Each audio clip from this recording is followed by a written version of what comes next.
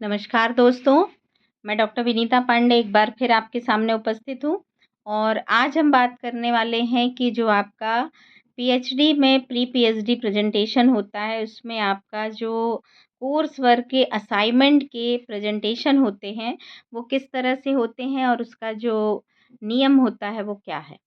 तो आइए जानते हैं। सबसे पहले हमारा जो आपका पेपर होता है, उसमें आपको जो टीचर्स होते हैं वो आपको असाइनमेंट के क्वेश्चंस या असाइनमेंट का कंटेंट देते हैं और इसके बाद हमको उसे 5 से 7 मिनट में एक पावर पॉइंट प्रेजेंटेशन के द्वारा हमें उसे प्रेज़ेंट करना होता है और उसकी कुछ स्लाइड्स हमको बनानी होती हैं।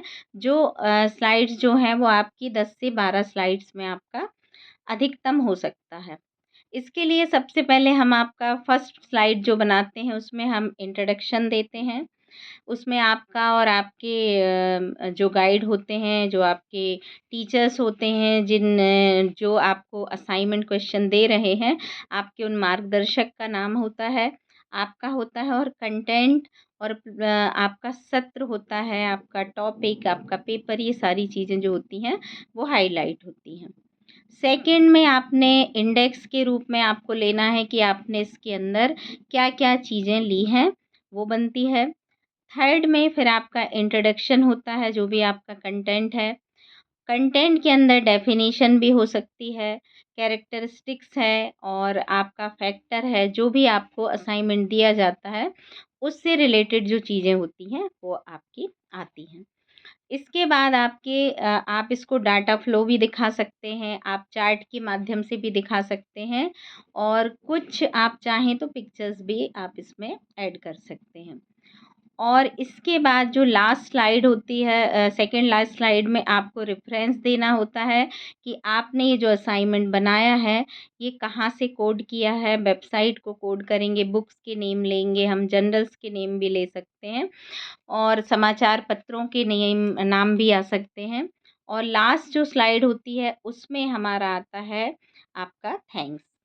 और प्रेज़ेंट करने का जो तरीका होता है वो बहुत महत्वपूर्ण होता है, क्योंकि कई लोग आधे-आधे घंटे तक अपना प्रेज़ेंटेशन देते हैं। तो मैं आपको यहाँ रोकना चाहूँगी कि आपका जो प्रेज़ेंटेशन है उसका जो समय सीमा होती है वो 5 से 7 मिनट की होती है। क्योंकि आप कितना भी अच्छा बोलें, कितना भी अच्छा लिखें, लेकिन यदि हम रूल ऑफ़ रेगुलेशन को तोड़ते हैं तो आपके मार्क्स जो हैं वो माइनस होते हैं। तो इसीलिए हमें हमेशा ये ध्यान रखना है कि हमको जो भी एक्सप्लेन करना है, एक तो हमें बहुत ज़्यादा डीपली पूरा पढ़ना नहीं है। कई विद्यार्थियों को मैंने देखा, वो खड़े होते हैं तो अपनी स्लाइड को पूरी प्रस्तावना में एक चैप्टर की तरह पढ़ने लगते हैं। तो हमको यहाँ पर ये सारी चीज़ें नहीं करनी होती।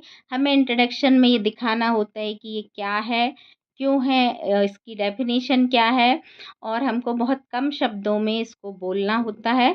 स्लाइड में हम इसको पूरा कॉपी नहीं करते, मेन हेडिंग्स को लेकर के फिर हम उसको एक्सप्लेन करते हैं।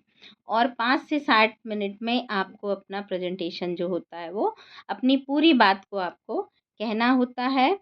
तो ये जो तरीका होता है वो आपका असाइनमेंट के प्रेज़ेंटेशन का बिल्कुल सटीक तरीका होता है और आशा है कि आप ये सब समझ गए होंगे और इसी के अनुसार आप अपने प्रेज़ेंटेशन को तैयार करेंगे। बहुत-बहुत धन्यवाद।